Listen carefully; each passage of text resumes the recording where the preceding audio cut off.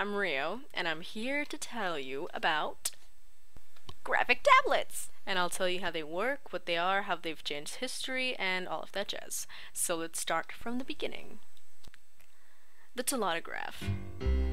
This thing emitted electrical impulses, sort of like a typewriter's type bar hitting the paper. It was recorded by devices that measured potential difference and then getting to a sending station to servo mechanisms attached to a pen at the receiving station, reproducing a drawing or signature made by the sender. That's so cool! It was the first device to transmit drawings to a stationary sheet of paper. Previous inventions in Europe had used rotating drums to record these transmissions. It was made by Elijah Gray, and this was the base of the concept. So let's get to the good part. What is a graphic tablet? A graphic tablet is a highly accurate hardware input device that allows, mostly artists, to draw or animate in a much easier fashion. Because it looks like paper. You see the beauty of it? It's beautiful. But what's the difference? You can see the difference between these two, right? I mean, obviously it gets awesomer than this, come on. Digital art can be just as beautiful as traditional art. However, have you ever thought of how much art supplies cost? Have you ever thought of how much paper you waste if you don't get that one drawing just right? And yes, you do need an art software for this to occur, but nowadays you can just download it off the internet and get a great free editing software. Cough, cough, paint tool sigh, but you didn't hear that from me. If you are looking to work with this for life, then yes, you need a good legal software because you can't trust any other. You never know what type of cookies and or viruses might slip in there. Graphic tablets are connected in the USB entry of laptops and monitors, and some even use batteries and or are wireless. They start at $100 to $300 legally. Today there's such a thing as tablet monitors that animators and graphic artists and some other people who have money use for the sole purpose of art. However, it's for a much larger price, $500 to $3,000 plus. And I was lucky enough to get a Wacom bamboo capture pen for Christmas, and it is amazing. According to the website, I think it's like $99, and that's relatively cheap. It's affordable, and that's good. Yeah. So you get an idea the Wacom company is like Apple for tablets. But how do you use it? You use it like pen and paper. What do you use to move the stylus? You use a special pen that comes with a box. And what does it have that makes it so special? Electromagnetic radiation! Yes! It's your friend! It's a fancy word for radiation that consists of electromagnetic waves, including radio waves, infrared, visible light, ultraviolet, X-rays, and gamma rays. So, let me slow down. What is electromagnetism? It's a circumstance associated with electric and magnetic fields and their interactions with each other, with electrical charges and currents. So electromagnetic is the interaction between electric and magnetic fields, while as radiation is the process of energy being emitted as particles or waves. So you see how those things merge together? Good job. Nerd! So this is what allows your pen and fingers to move the cursor.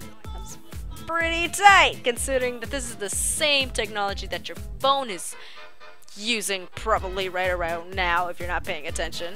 So what product differences are there? There are Wacom tablets, which are the top of the line. UC Logic tablets. That's UC. But yeah. Okay, they're a mixed bag, and I've heard people liking them and people hating them, so don't trust them. DigiPro, they're an expensive type of tablet, going $60 for two, so $30 each. They're capable, but nothing spectacular. I mean, you gotta buy a battery for the pen, so, enjoy. There's ApeTech, Calcomp, Genius, KB Gear. Honestly, just stick with Wacom, because it's fairly inexpensive, and I guarantee quality. But why would somebody need this? Well, it's the easiest and most precise way to brush stroke like an actual pen, pencil, paintbrush, or whatever you want. Because it's a simulation, so you can make anything you want on this beautiful monitor that you have. Isn't that beautiful? I mean, it also has pressure sensors. So if you want a thin line on paper, you can do one on the monitor. Heck, if you want a thick line on paper, you can do one also on the monitor, and vice versa. No. People always say digital art isn't real art because it's not in the real world. I understand that concept, but honestly, that's really, really naive and really ignorant.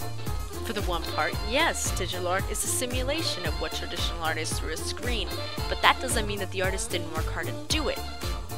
There are some programs that make it easier to work with. There's such a thing now as called as a stabilizer, and that makes you draw prettier, in a way, and straighter. There's also an undo button. Need I say more? As much as the industry changes and as much as time goes by, there's nothing going to be more valuable than pen on paper, pencil on paper, paint on a canvas.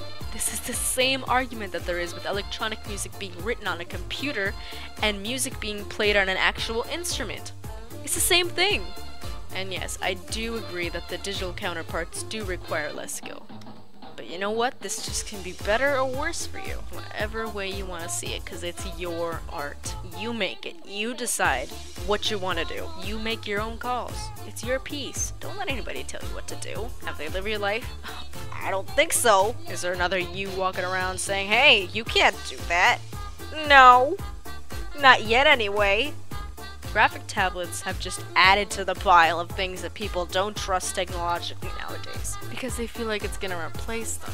But as soon as you accept something, you're gonna live an easier life. Thank you for listening. Have a nice day.